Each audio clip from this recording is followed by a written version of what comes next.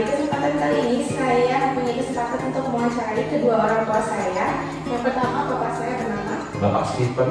dan ini ibu saya bernama Ibu Susan. Oke, jadi pada kali ini topiknya itu adalah mengenai konflik dan juga harmoni sosial. Oke, jadi untuk pertanyaan yang pertama, nah di saat zaman sekarang ini marak sekali terjadinya penganiayaan dan juga kekerasan terhadap anak oleh orang tuanya karena emosi yang tidak terkendali. Nah, bagaimana cara bapak atau ibu mengendalikan emosi terhadap saya sebagai anak agar tidak terjadi kekerasan saat sedang terjadi konflik antara anak dan orang tua? Baik, pertama mungkin untuk Bapak Stephen dulu menjawab. Ya, kalau dalam hal kekerasan itu kembali lagi kita sebagai orang tua itu harus memberikan kasih. Kasih itu untuk keluarga. Jadi kalau kita memberikan kasih yang lebih berarti kita otomatis bisa mengendalikan emosi kita, amarah kita. Sebab anak itu adalah bagian dari keluarga dan tidak seharusnya dilakukan dengan kekerasan, tapi dengan kasih sayang. Oke, selanjutnya untuk ibu saya.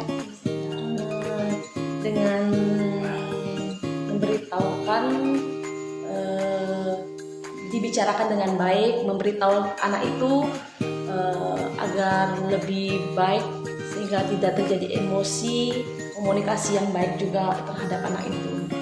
Selanjutnya, oke, menurut Bapak atau Ibu, apakah sudah puas dan merasa cukup terhadap respon saya ketika Bapak atau Ibu tuh mencoba untuk berbicara dengan baik terlebih dahulu supaya tidak terjadinya kekerasan karena emosi yang tidak terkendali itu? Ya, dalam segala sesuatunya itu yang paling penting adalah komunikasi.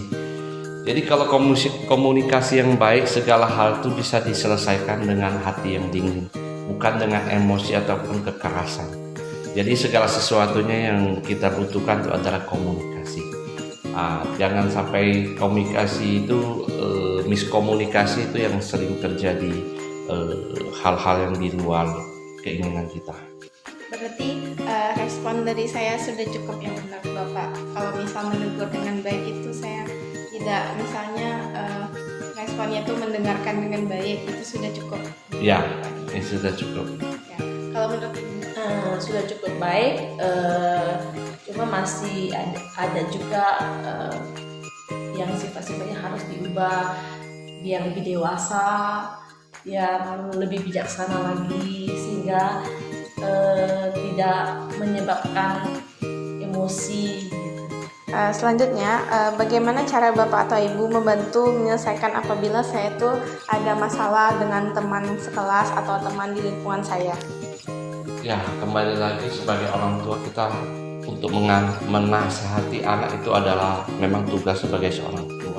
Sebagai orang tua untuk menasihati anak.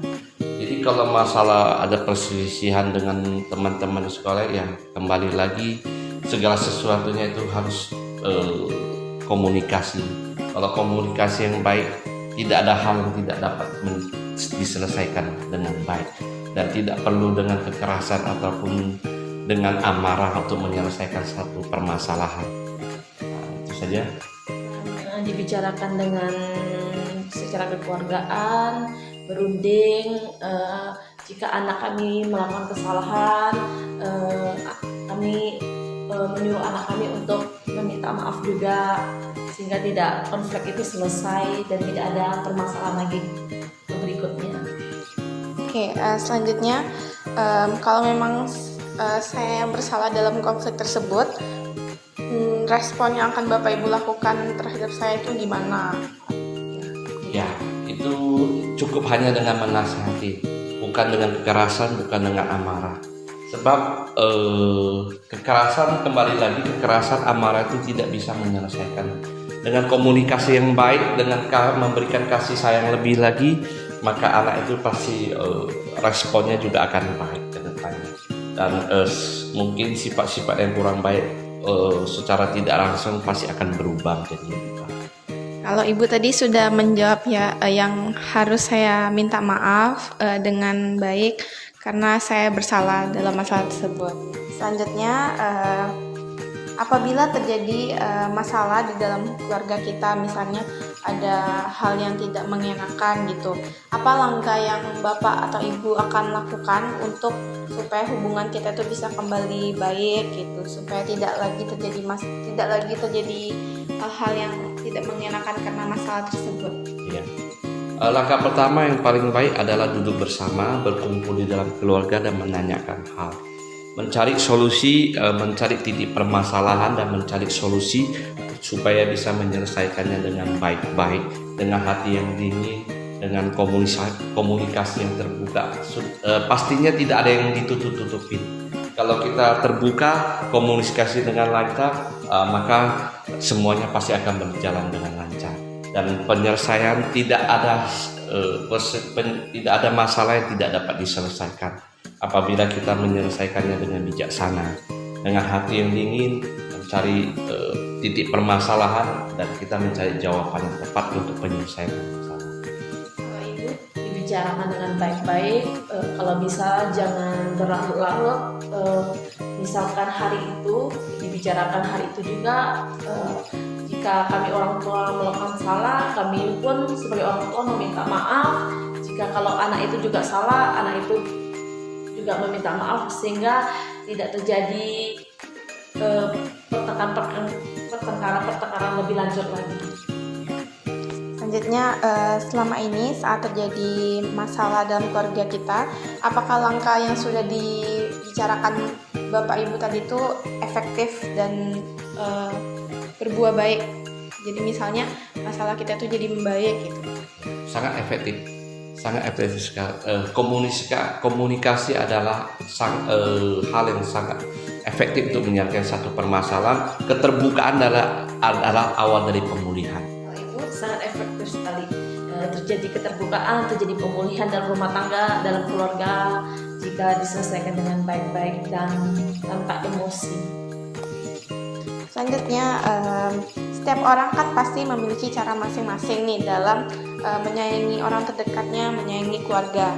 Nah, menurut Bapak atau Ibu, apakah dengan kita mencukupi kebutuhan sehari-hari, misalnya memenuhi kebutuhan pendidikan saya, terus kebutuhan sehari-hari misalnya makan, lalu baju dan sebagainya itu, dan keinginan saya misalnya mau apa itu dipenuhi, ataupun keinginan Ibu.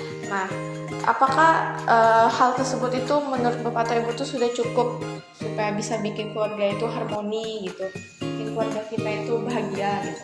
Tidak hanya dengan materi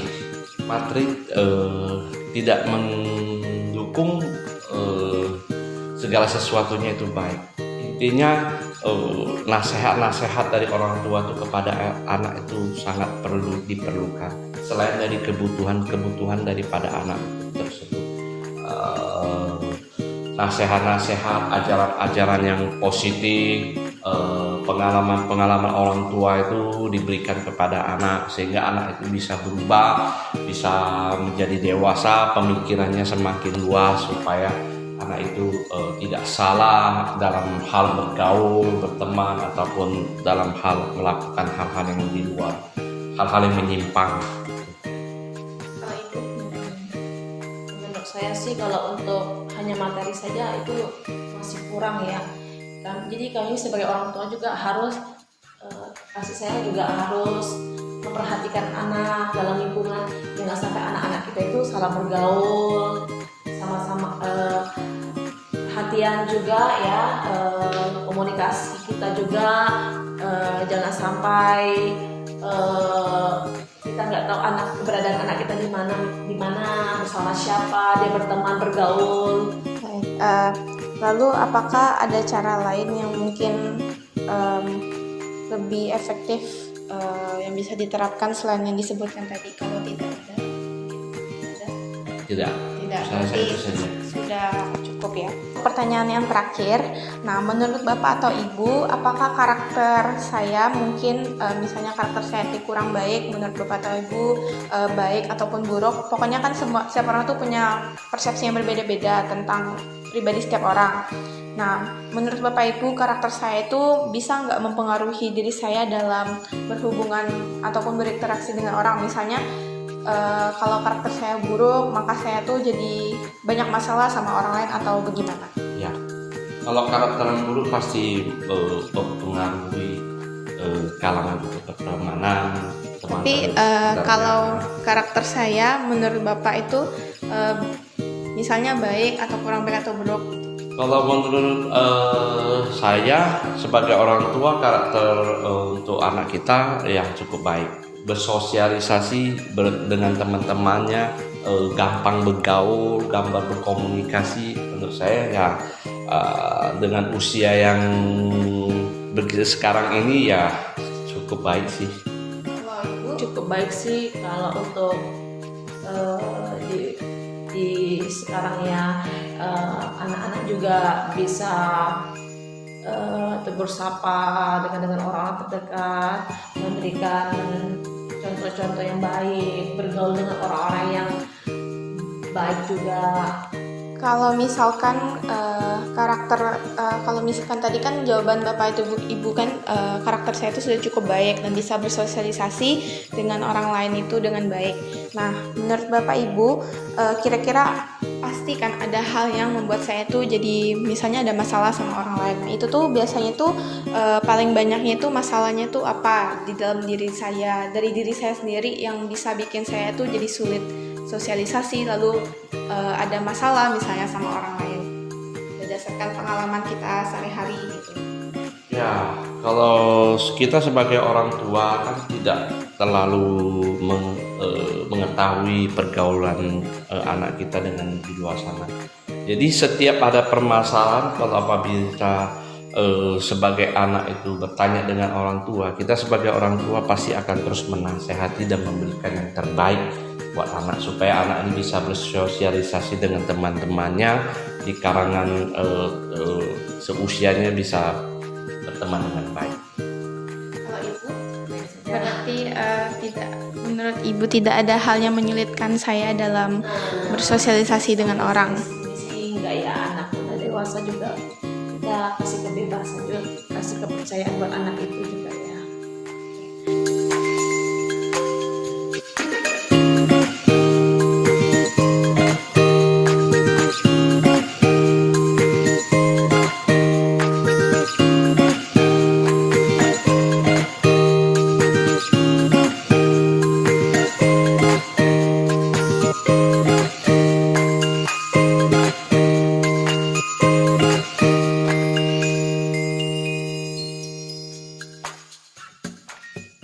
Baik, sekian dari wawancara hari ini.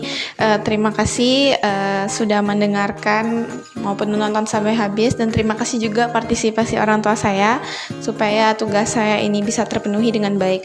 Sekian dari saya, terima kasih.